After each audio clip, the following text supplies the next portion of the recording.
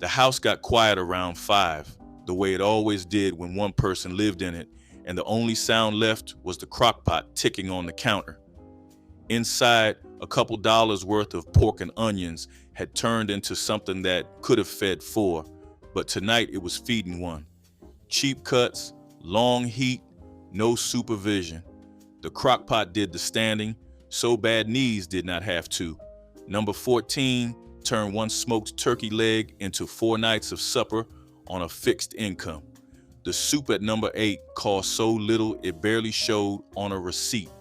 And number 3 is something most cookbooks will never print because the people who perfected it were never asked to write anything down. Hit subscribe because this is the food that kept people on their feet when everything else was falling away. Here are 25 cheap crock-pot soul food suppers for Black seniors living alone. Number 25, chicken leg quarters and onion gravy. A chicken leg quarter was the cheapest piece of real meat in the store. 2 pieces for $1 on sale, sometimes less. Season them heavy with salt, pepper, garlic powder, and a shake of paprika. Lay them in the crock-pot skin side up, pile sliced onions on top until the onions covered the chicken completely, and pour in half a cup of chicken broth. Set it to low. After 6 hours, the skin had gone soft and the onions had melted into a dark, sweet gravy that pooled around the bottom of the pot. The chicken fell clean off the bone without pulling. Serve it over rice and spoon that onion gravy over everything twice. 1 plate of this, and the kitchen smelled the way it was supposed to smell on a weeknight when nobody was coming over and nobody needed to impress anyone. The leg quarter asked for nothing and gave back a full supper. Number 24, country-style pork ribs and gravy. Country-style ribs were not ribs at all. They were thick, meaty cuts from the shoulder blade, sold cheap because they lacked the look of a proper rack. Season them with salt, pepper, garlic powder, and a little onion powder. Lay them in the crock pot, pour a can of cream of mushroom soup over the top, add a sliced onion, and set it to low. After 7 hours, the meat was falling apart and the soup had turned into a thick, savory gravy that did not need a single extra ingredient. Serve them over rice or with a piece of white bread to soak up the sauce. A pack of country-style ribs on sale made 3 suppers out of 1 pot without asking for anything more than patience. Number 23, cabbage and smoked sausage. A whole head of cabbage still costs less than $2 in most grocery stores.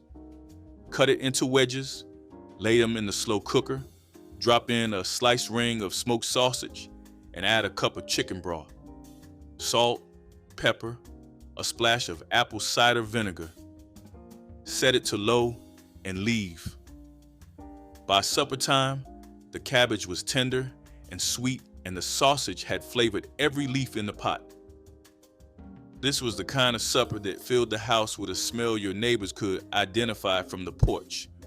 1 head of cabbage and 1 rope of sausage fed a person for 3 days, and the only dishes to wash were a bowl and a fork. Number 22, butter beans with smoked turkey wings. Turkey wings were one of the cheapest cuts in the store, and they carried more smoke flavor than most people gave them credit for. Rinse the wings, lay them in the crock pot with a pound of dry butter beans that had soaked overnight, a chopped onion, 2 cloves of garlic, salt, pepper, and enough water to cover everything by 2 inches. Set it to low and walk away for 7 hours. The beans swelled into something creamy and rich, and the turkey fell apart until the bones slid out clean. That broth turned thick on its own. No roux, no flour. 1 pot made enough for 3 suppers, and the leftovers were better than the first bowl. Number 21, chicken liver and onion stew. Chicken livers came in a plastic tub near the back of the meat case, and most weeks They cost less than a loaf of bread. Rinse them, pat them dry, and drop them into the crock pot with sliced onions, a splash of apple cider vinegar, salt, pepper, garlic, and a cup of chicken broth. Set it on low for 4 hours. The livers turn soft and rich, and the onions melted down into something sweet that balanced the iron taste. Serve the whole thing over white rice with a piece of cornbread on the side. 1 tub of livers and a bag of rice, stretched across 2 days without effort. The vinegar was the trick. It cut through the heaviness and kept every bite clean. Here is something worth saying before this list goes any further. The crock pot was never a convenience appliance for the people on this list. It was closer to a medical necessity. A woman with arthritis in both hands could not grip a cast iron skillet for 40 minutes. A man recovering from a hip replacement could not bend down to check on a roast in the oven every half hour. The crock pot sat on the counter at waist height. It required no lifting, no stirring, no flipping, and no watching. You plugged it in, filled it, set the lid on top, and walked away. That was the whole relationship. For a senior living alone, with nobody to hand the spoon to when the pain got bad, that plug-in ceramic pot was the difference between a hot meal and a sleeve of crackers with peanut butter. The food industry called it a slow cooker. The people who depended on it called it supper. Number 20, stewed rutabagas with salt pork. Rutabagas were the vegetable that sat in the produce section, looking like a waxed turnip that nobody recognized anymore. But in the rural South, they were a winter staple. Peel them, cut them into chunks, and drop them into the crock pot with a piece of salt pork, an onion, a little sugar to round the edges, salt, and enough water to barely cover. 6 hours on low turned them soft and sweet with a slight mustard bite underneath. The salt pork melted into the broth and gave the whole pot a smoky richness that no amount of butter could imitate. A single rutabaga cost less than $1 and weighed enough to fill half the pot on its own. For a senior living alone, that was 3 nights of supper from 1 ugly root and a scrap of cured pork. Number 19, turkey necks and gravy. Turkey necks sat in the freezer section of every grocery store in the South, and almost nobody under 40 reached for them. They were bony, awkward, and cheap. Put 4 or 5 of them in the crock pot with an onion, garlic, salt, pepper, and a cup of water. By evening, the meat had pulled away from the bone in long, tender strips, and the liquid in the pot had turned into a dark, rich gravy without any flour or roux. The collagen did all the thickening. Shred the meat, pour the gravy over rice, and that was a supper that tasted like it took all day. Turkey necks carried the kind of flavor that lived in the parts of the animal everybody else walked past. Number 18, pork chops drowned in onion gravy. Thin cut, bone-in pork chops, the kind that came in a value pack at the grocery store, were designed for this. Season them, lay them flat in the pot, cover them with sliced onions, pour in a can of cream of mushroom soup mixed with a little water, and let the slow cooker do what it was made to do. After 6 hours, the chops were so tender they broke apart with a fork. The onions had melted into the gravy. The bones slipped right out. This was the supper that made a kitchen smell like a grandmother was home, even when the only person in the house was the one eating.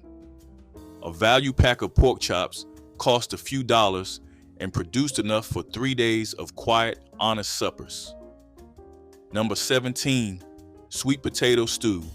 Peel 2 or 3 sweet potatoes, cut them into chunks, and put them in the crock pot with a diced onion, a can of diced tomatoes, a spoonful of peanut butter, and a pinch of cayenne. Add water or broth and let it cook on low for 6 hours. By supper time, the sweet potatoes had broken down into a thick, slightly sweet stew that did not need a single piece of meat to feel complete. The sweet potato was a West African root that survived the Middle Passage and ended up in Southern kitchens where it became so ordinary that people stopped thinking about where it came from. A pot of this stew cost less than the gas to drive to a restaurant, and it filled the apartment with a warmth that had nothing to do with the thermostat. Number 16, Crowder peas with smoked hog jowl. Crowder peas were darker and earthier than their black-eyed cousins, and in parts of Mississippi and Alabama, they were the field pea that mattered most. A bag of dried Crowder peas, a piece of smoked hog jowl, a diced onion, garlic, salt, pepper, and water went into the crock pot before the sun came up. The jowl had a deeper smoke than bacon and more fat than a ham hock, and it seasoned the pot slowly from the inside out. By evening, the peas had turned creamy and the broth had gone thick and dark. The jowl meat fell apart when you touched it. Pull it into pieces, stir it back through the peas, and serve the pot over rice with cornbread on the side. A slab of hog jowl cost less than a pack of bacon and flavored a bigger pot. Crowder peas never made it onto a restaurant menu, and nobody who grew up eating them ever needed them to. Number 15, stewed chicken wings. Chicken wings, before the sports bars turned them into an appetizer, were the cheapest part of the bird. In the crock pot, they became something entirely different from anything deep fried. Season a pack of whole wings with salt, pepper, garlic powder, and a little cayenne. Lay them in the pot with a sliced onion, pour in a cup of chicken broth, and add a splash of hot sauce. Cook them on low for 5 hours. The meat pulled away from the bone without any resistance, and the skin had given up its fat into a broth that tasted like it took all afternoon to build. Eat them over rice with the Potlikker spooned on top. A family-sized pack of wings cost a couple of dollars and stretched across 2 full suppers. Number 14, smothered turkey legs. A smoked turkey leg was one of the most undervalued pieces of protein in the grocery store. It sat in a freezer case wrapped in plastic, overlooked by anyone who had not grown up watching their grandmother pull one out and drop it into a pot without reading a single instruction. Season the turkey leg with salt, pepper, garlic powder, onion powder, and a pinch of smoked paprika. Lay it in the pot, cover it with sliced onions and a can of cream of mushroom soup thinned with half a can of water. Set it on low for 7 to 8 hours. By evening, the meat had pulled back from the bone and the connective tissue had dissolved into the gravy, thickening it into something rich and smooth. The apartment filled with the smell that made the hallway neighbors guess somebody had family visiting. Pull the meat off the bone in long, tender shreds and stir them back into the gravy. Serve it over rice or egg noodles or mashed potatoes, whatever was cheapest and closest at hand. The turkey leg gave up so much flavor that the gravy alone could have carried a supper without the meat. One smoked turkey leg produced enough shredded meat and gravy for 4 nights of eating. A woman living on a fixed check that arrived on the first and had to last until the next first did not need a recipe book for this. She needed a crock pot, a turkey leg, a can of soup, and the patience her mother had already taught her. The crock pot returned that patience as a plate of food every night for most of a week. Nobody called it meal planning. Nobody called it budgeting. It was called making do. And making do was something this country never thought to honor. Number 13, tripe stew with tomatoes and peppers. Tripe sat in the meat case looking like something most shoppers did not want to think about, and that is exactly why it stayed cheap decade after decade. Soak it in salted water, rinse it twice, then cut it into strips and lay them in the crock pot with canned tomatoes, diced bell pepper, onion, garlic, a bay leaf, salt, pepper, and a pinch of red pepper flakes. Cook it on low for 10 hours. The slow heat turned the rubbery texture into something tender and almost silky. The tomato broth soaked up all that collagen and thickened into a stew that clung to a spoon. Tripe had a mild, clean flavor once it was cooked right, nothing like what people expected. The ones who knew how to cook it never corrected the ones who turned their noses up. They just had more for themselves. Serve it in a deep bowl with rice or a torn piece of white bread to soak up the broth. A pound of tripe and a can of tomatoes made enough food to last most of the week, and the grocery bill barely registered. The people who grew up eating it did not learn from a recipe. They learned by standing next to someone who already knew. Number 12, tomato rice with smoked ham. A can of diced tomatoes, a cup of long grain rice, a chunk of leftover smoked ham, and enough chicken broth to cover it all. That went into the crock pot in the morning, and by afternoon, the rice had absorbed the broth and turned pink from the tomatoes and salty from the ham. Season it with salt, pepper, a pinch of sugar to cut the acid, and a dash of hot sauce. Children in the South called this red rice, and it showed up when there was almost nothing else in the house. A bowl of it with a slice of white bread on the side was a full meal. The whole pot cost less than the gas to drive anywhere and fed one person for 3 days running. Here's the part of this story that the people watching already know. The ingredients that made these suppers possible were cheap because nobody else wanted them. Neck bones, pigtails, turkey necks, gizzards, ham hocks, the throwaway parts, the cuts that butchers used to sell for pennies because mainstream American kitchens had no use for them. Black cooks turned those scraps into a cuisine. They braised them, stewed them, slow cooked them for hours until the collagen turned to silk and the flavor deepened past anything a premium cut could deliver. And then the food world discovered them. Restaurants put oxtails on tasting menus next to truffle oil. Food magazines ran features on the beauty of slow-cooked collagen.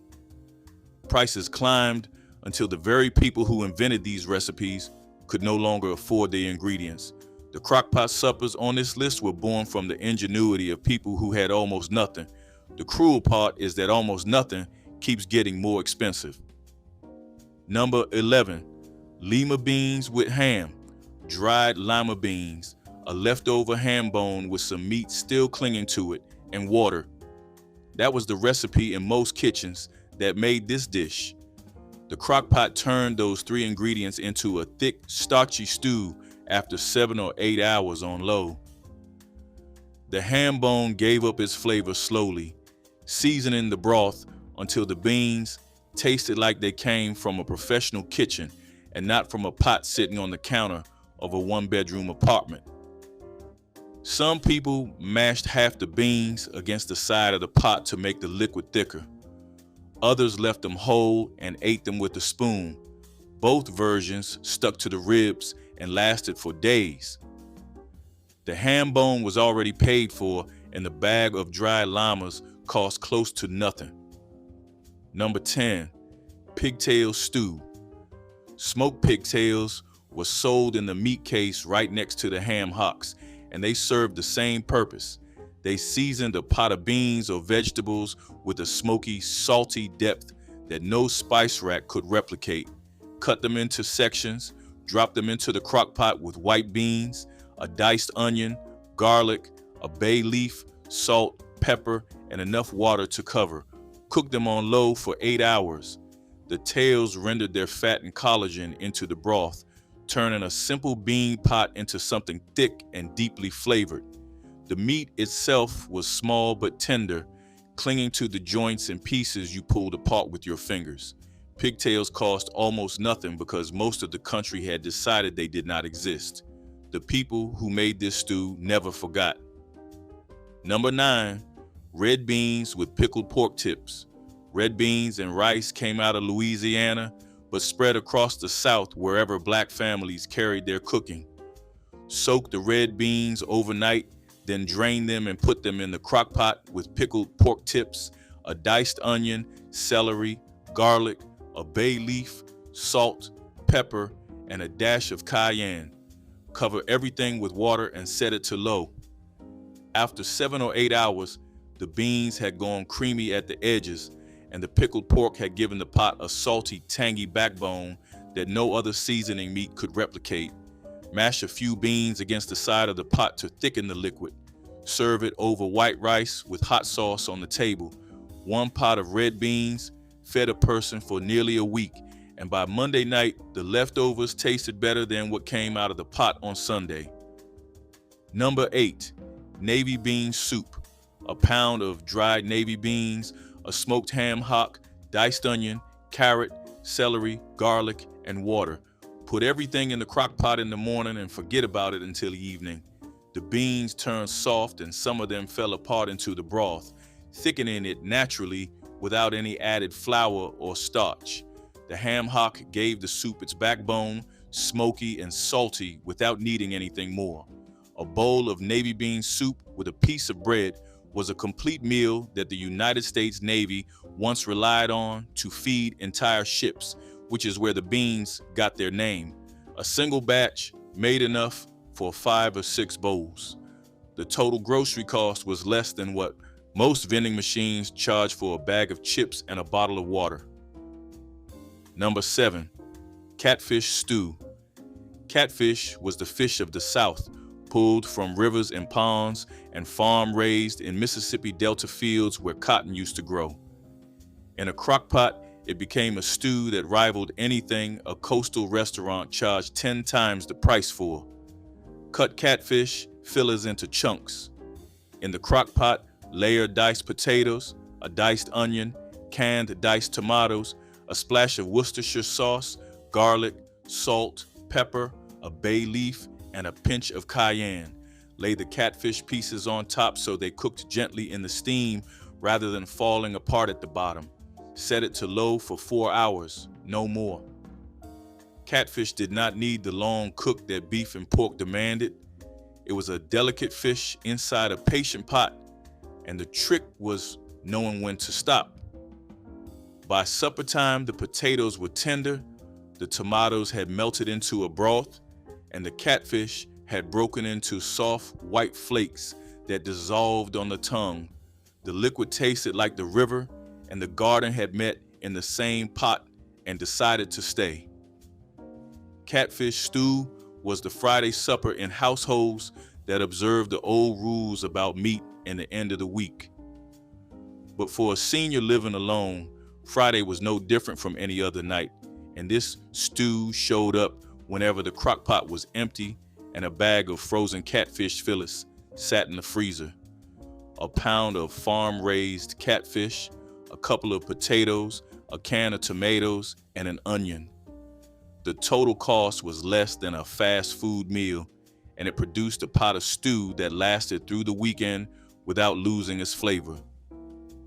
The people who grew up eating catfish pulled from a creek behind the church never needed a magazine to tell them it was worth cooking. They already knew. The crock pot just let them keep making it after the creek had dried up and the church had closed its doors. Number 6, smothered potatoes and onions.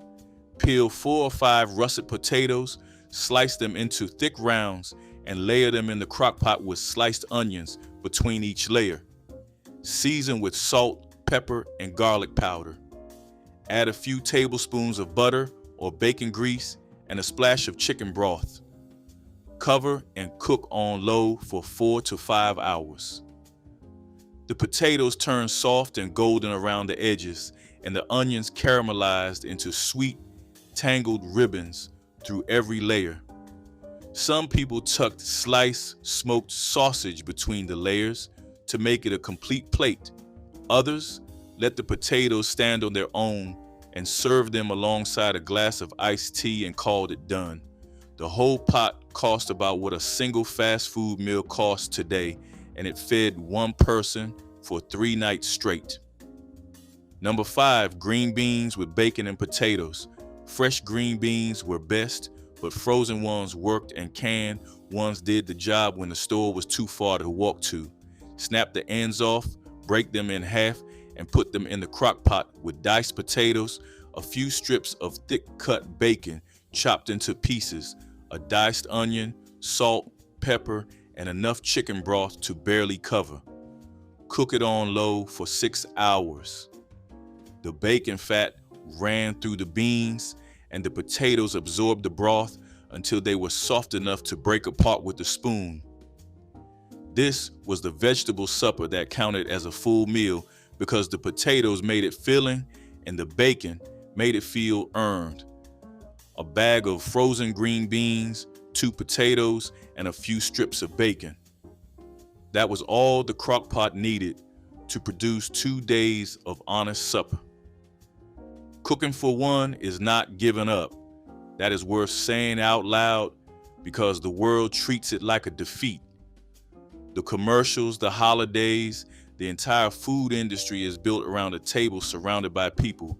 But a woman who plugs in her crock pot at 8 in the morning, walks to the mailbox, watches her programs, and sits down at 6 to a plate of food she seasoned and prepared herself is not lonely. She is competent. She is feeding herself the way she was taught, with real ingredients and real seasoning, and no apology for the chairs that sit empty. The crock pot never counted the people at the table.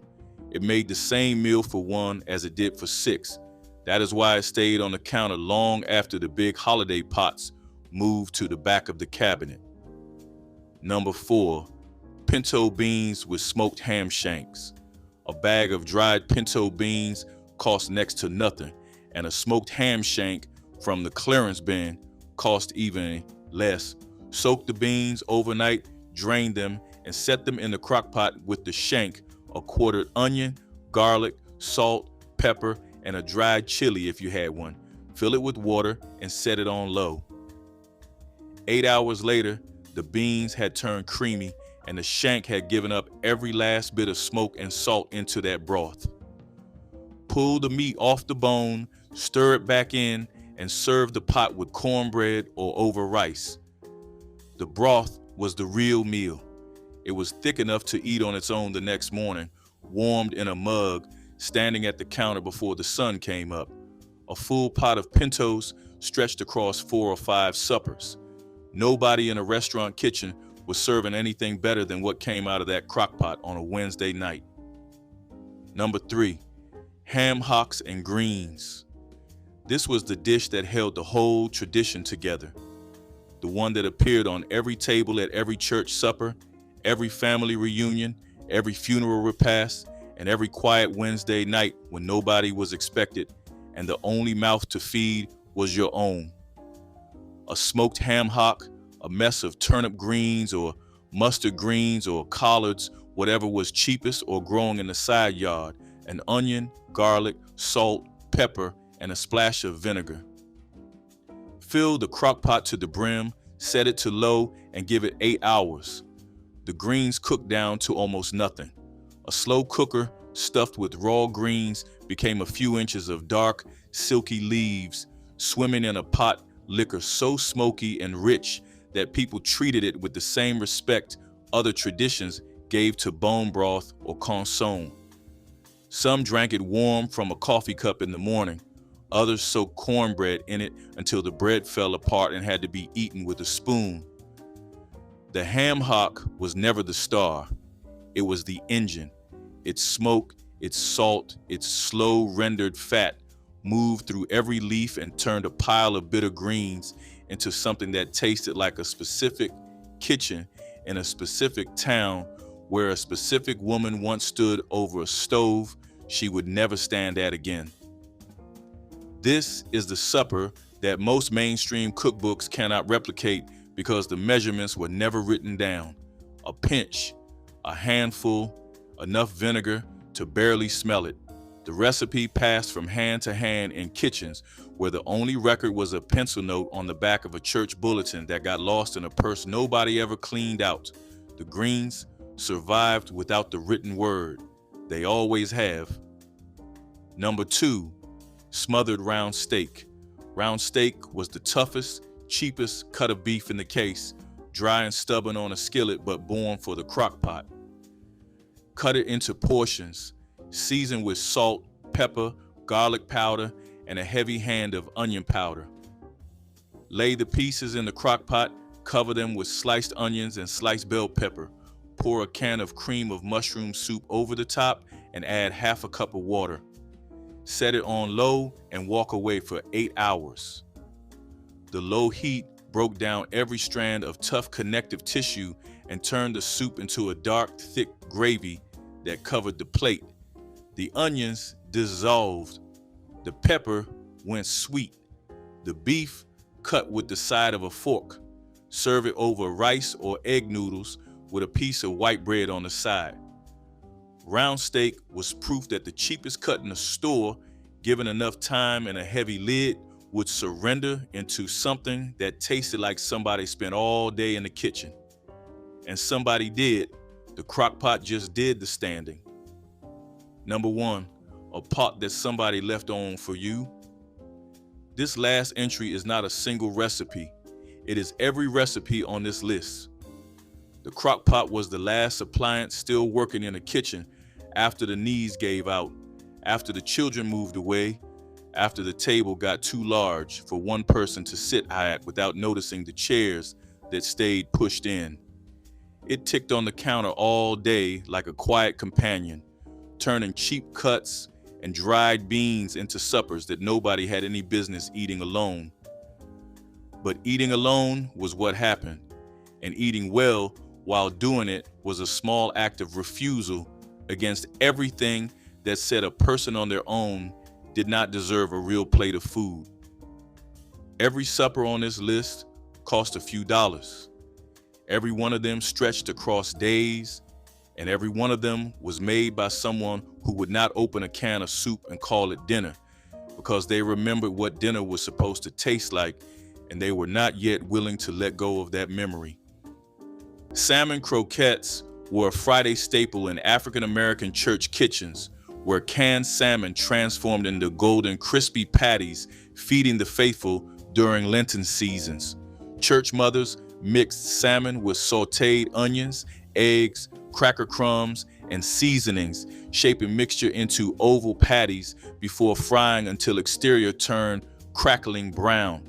The inside remained moist with salmon's richness enhanced by onion. These croquettes appeared at fish fry fundraisers and Friday night suppers when meat was avoided. Canned salmon was economical yet nutritious, providing protein without requiring fresh fish many communities could not access. Salmon croquettes represented practicality and tradition, their golden crust beloved across generations until convenience foods replaced handmade versions. Number 22, sardines and crackers with hot sauce. Big Mama pulled a flat tin from the pantry shelf, peeled back the lid, and set it on the table next to a sleeve of saltines and a bottle of Louisiana hot sauce. No stove, no skillet, no heat of any kind. The sardines were salty and oily, packed with enough flavor to stand alone. She laid one across a cracker, hit it with a shake of hot sauce, and ate it, standing at the counter while the children assembled their own plates. A tin kept in the pantry for months without spoiling. On the worst nights in August, when the air pressed heavy and still and nobody wanted to move, sardines and crackers solved the problem without asking a single thing of the kitchen. Number 23, cornmeal mush with molasses. A 2-pound bag of yellow cornmeal cost 19 cents at the Piggly Wiggly in 1956. A quart of dark molasses ran 35 cents and lasted a family of 9 the better part of a month. Your grandmother boiled water on the wood stove, salted it, and rained the cornmeal in through her fingers like sand through a sieve while she stirred with a long-handled wooden spoon. You'd see the mush thicken up in 8 minutes flat. It pulled away from the sides of the pot like dough from a bowl. She spooned it hot into chipped enamel bowls, made a small well in the middle of each, and poured a slow stream of molasses into the well. The children stirred the dark sweetness through the yellow until the whole bowl turned the color of a fall leaf. This was supper on a Wednesday in February. Meat was gone. Payday was Friday. It worked. Nobody went to school hungry. Chicken and cornmeal dumplings stretched one bird to feed an entire congregation when times were lean, but faith remained strong. Church mothers simmered a whole chicken until meat fell from bones, creating rich golden broth, fragrant with celery, onion, and bay leaf. Cornmeal dumplings were mixed by hand, combining cornmeal with flour, baking powder, and lard, then dropped by spoonfuls into bubbling broth. As they cooked, dumplings swelled and absorbed the chicken essence, becoming soft pillows floating in savory liquid. The dish was ladled into bowls at homecomings, repasts, and revival week suppers. This represented resourcefulness and community, showing how one chicken could become a feast through skilled hands and generous spirits willing to share whatever they had. Number 25, fried potatoes and onions. A cast iron skillet, a few potatoes peeled and sliced thin, half an onion cut into rings, and a spoonful of bacon grease. That was supper.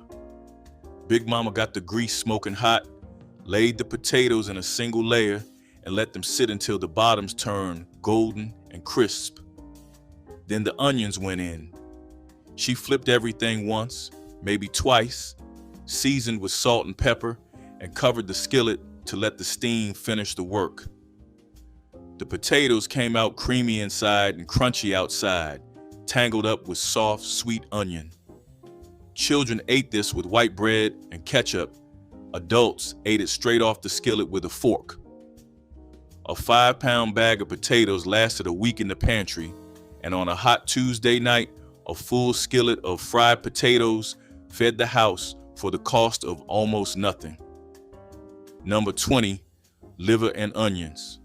A pound of beef liver cost 19 cents at the back window of the Piggly Wiggly in Birmingham in 1957, the window where black families were forced to shop. Most white shoppers walked past the liver case without looking. Your grandmother stopped there every Friday because that was payday. That was when a black mother of 5 could afford to buy iron for her kids. She sliced the liver thin on a wooden board with a paring knife she'd been sharpening since 1948, dredged each slice in flour, seasoned with salt, black pepper, and a half spoon of paprika, and laid them gently into a skillet of hot bacon grease.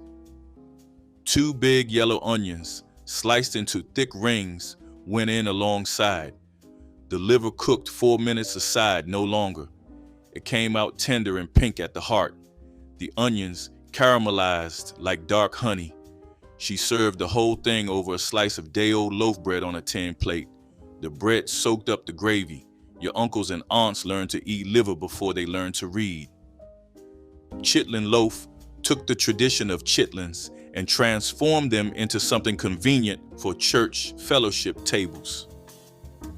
After chitlins were thoroughly cleaned and boiled tender, they were chopped fine and mixed with cornmeal, eggs, onions, and seasoning to form a loaf. Baked until firm and sliced thick, it could be served at room temperature, perfect for potluck, tables where dishes needed to hold up. Church mothers who made chitlin loaf were respected for their patience, as preparing chitlins required hours of careful work. The dish appeared at watch night services when traditional foods held deep significance. For many, it represented preserving ancestral foodways and honoring traditions even when shortcuts tempted. Chitlin loaf was heritage shaped into slices, served with pride where memory and faith gathered together. Number 19, fried liver and onions. Beef liver from the butcher counter, sitting in the case next to cuts that cost several times more. Big Mama soaked the slices in buttermilk for an hour to pull the bitterness, dredged each piece through seasoned flour, and laid them into a smoking cast iron skillet with a generous pour of oil. The liver fried fast, 2 minutes aside, maybe less. Overcooked liver turned tough and chalky, and Big Mama pulled it at the exact moment the outside crisp and the center still held color. She set the slices on a plate and dropped thick rings of onion into the same skillet. The onions softened in the drippings and went golden and sweet. A spoonful of flour into the pan, then water stirred slow to build a dark gravy from the fond stuck to the iron. The liver went back in just long enough to coat, and the whole skillet came to the table over white rice. Children were divided. Some refused it outright. Others ate without complaint because the onion gravy made everything taste good, and the crust gave it a texture that disguised what was underneath. Liver was one of the most nourishing cuts at the counter, and it cost a fraction of what steak or chops demanded. On a Wednesday night in July, fried liver and onions fed the family from one skillet and one burner. Big Mama served it with rice and sliced tomatoes, and the meal finished before the kitchen had time to heat up. Number 24, salt pork and white beans. A pound of salt pork at the country store ran 14 cents in 1951. A bag of dry navy beans cost less than a quarter and fed 8 people for 2 days. The beans soaked overnight in a porcelain pan on the back porch.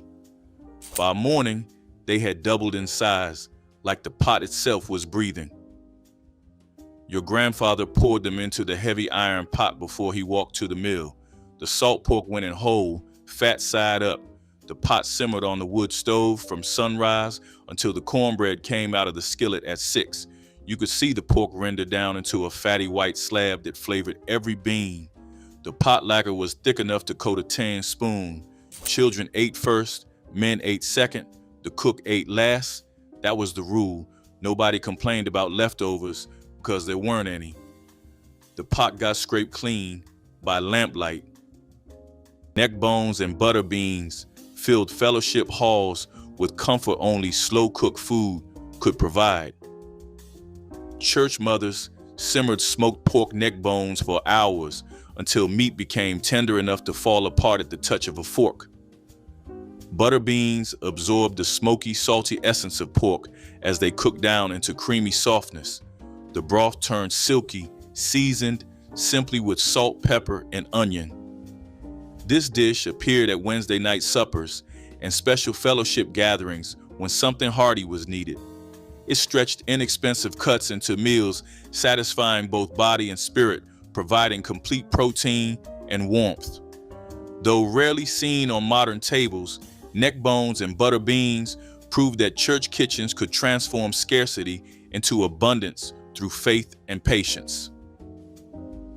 Number 20, skillet crowder peas with ham hock. Crowder peas, darker and earthier than their black-eyed cousins, simmered in a heavy pot with a smoked ham hock and onion and water to cover. Big Mama started the pot in the late morning and let it go on low heat through the afternoon. By supper time, the peas had turned thick and creamy. The ham hock had given up its meat and its smoke into the broth, and the whole house smelled like something that took all day because it did. A bowl of crowder peas over rice with a piece of cornbread on the side was a full meal that asked for nothing else. The peas came dried from the store or fresh from the garden, and either way, they stretched a single ham hock into 2 or 3 nights of supper without complaint. Number 25, tomato gravy and rice. A can of tomatoes from the corner store cost a dime in 1954. A scoop of bacon grease sat in a coffee tin behind the stove, free because nothing got wasted in that kitchen. She melted the grease in a cast iron skillet, stirred in a heaping spoonful of flour, and let it brown like the color of a paper bag. Then the tomatoes went in, juice and all, and she beat them with the back of the spoon until the gravy turned a deep rust red.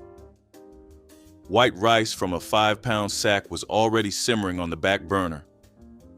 She ladled the gravy over the rice in chipped ceramic bowls and called the children in from the yard. You could feed a working family of 6 for 16 cents on a Tuesday night in Greenville, Mississippi. The thing is, the dish didn't need meat to taste like dinner. The grease did the work. Your grandmother knew that. The grocer never did. Pig feet and sauerkraut brought together African American cooking traditions with influences from German immigrants throughout the South. Church mothers cleaned and split pig feet, then simmered them slowly until collagen broke down into gelatinous, silky texture. Sauerkraut was added during final hours, its tangy sharpness cutting through the richness of pork and creating unexpected balance. The finished dish was tender, slightly sour, deeply satisfying, served with cornbread to soak up flavorful liquid. It appeared at church suppers during winter months when heartier fare sustained the congregation through cold evenings. Though some modern palates might hesitate, those who grew up with pig feet and sauerkraut remember it fondly as a dish that filled bellies and connected communities across cultural lines. Number 23, fried bologna sandwich. A thick slice of bologna, 2 slits in the center so it lay flat, dropped into a hot skillet with a little oil until the edges curled and the surface browned crispy. White bread, yellow mustard. That was the whole meal. On the hottest nights across the South, when standing over a stove for more than 5 minutes felt like a sentence, this was what appeared on the table. It was fast, it was cheap. Children loved it without being told to. A fried bologna sandwich with a handful of chips and a cold glass of Kool-Aid turned a miserable August evening into something a child carried with them for decades. Number 22, neck bones with rice and gravy. A pound of pork neck bones cost 12 cents at the back counter where black customers were served in 1953. The neck bones were 90% bone, but the meat that clung to those bones was the sweetest meat on the hog. Your grandmother boiled them slow with onion, black pepper, and a bay leaf for 2.5 hours until the meat fell off and the broth turned the color of weak tea. She fished out the bones, thickened the broth with a flour roux, and ladled the gravy over a mountain of white rice like a flood over a riverbank. The bones went on a separate plate. You watched the children suck the marrow out before they touched the rice. A working family of 7 ate this supper for under 30 cents. She called it Tuesday food. The grandkids in Detroit would later call it home. Smothered oxtails with rice announced itself the moment you stepped into the fellowship hall, its rich aroma filling every corner with promise. Church mothers braised these bony cuts for hours in cast iron Dutch ovens, transforming what butchers discarded into something magnificent.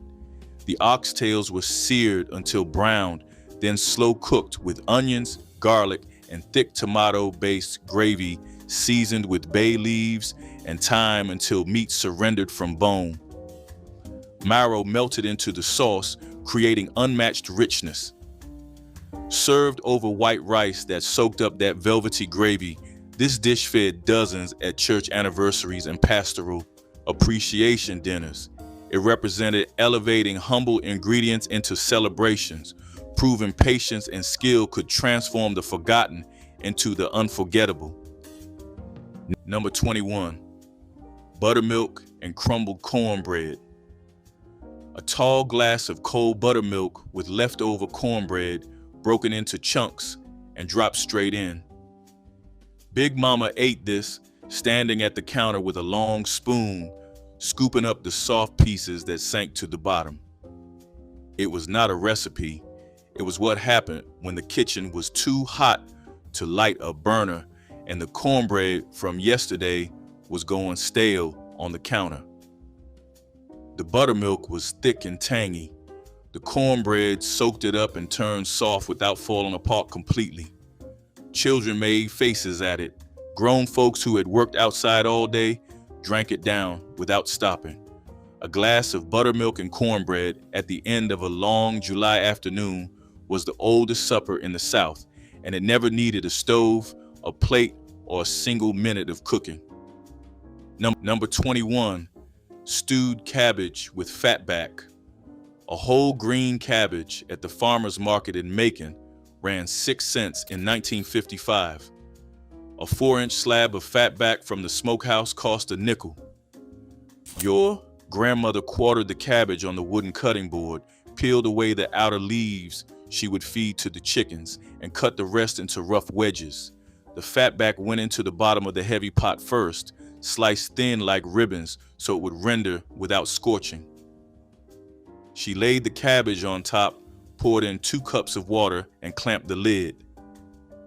The pot simmered on the back of the wood stove for an hour and a half while she ironed her good dress for church. By the time she lifted the lid, the cabbage had collapsed into a soft, salty heap. The potlikker at the bottom looked like strong coffee. She ladled the cabbage and the broth into deep bowls and laid a wedge of cornbread on the rim of each. 5 children ate well for under 15 cents. The dish traveled from a Georgia kitchen in 1955 to a Detroit kitchen in 1972 to a kitchen in the Bronx in 1989. It was good. Smothered cabbage with ham hocks turned simple ingredients into something the entire congregation looked forward to all week. Church mothers simmered ham hocks until meat became tender and broth turned rich with smoky flavor. Cabbage was added in wedges, cooking down slowly until it absorbed pork essence while maintaining slight bite. Seasoned with black pepper, sugar to balance bitterness, and sometimes red pepper flakes, the dish was humble yet satisfying. Served alongside cornbread at Wednesday night. Suppers, smothered cabbage, provided nutrition and comfort while stretching modest ingredients. The dish represented generations of knowledge about coaxing maximum flavor from minimal resources. Though cabbage remains common, this slow-cooked preparation has largely disappeared, replaced by quicker methods. Number 24, egg and tomato scramble. Ripe tomatoes, chopped rough, dropped into a skillet with a little butter, and cooked down just until they soften. Then 3 or 4 eggs, cracked right on top, stirred through, scrambled loose with salt and pepper, and maybe a dash of hot sauce. Served over rice or scooped up with a piece of bread, it was a full supper in 10 minutes. Big Mama made this when the garden tomatoes came in faster than anyone could eat them whole. The acid from the tomatoes cut the richness of the eggs, and the whole thing tasted brighter than it had any right to for something built from 2 ingredients and a skillet. Nobody wrote it down. It was the kind of cooking that happened by instinct. Those 25 suppers came out of kitchens where nobody wrote anything down and nobody expected a camera to show up. The Crock-pot kept them alive. Try the field peas this week, try the catfish stew, try the greens with a ham hock, and see if the smell does not carry you somewhere you have not visited in a long time. Drop the name of the one your grandmother made best in the comments, not the recipe, just the name, and pass this along to somebody who still keeps a crock-pot on the counter and plugs it in before the sun comes up, because they figured out years ago that a good supper does not require company. It just requires care.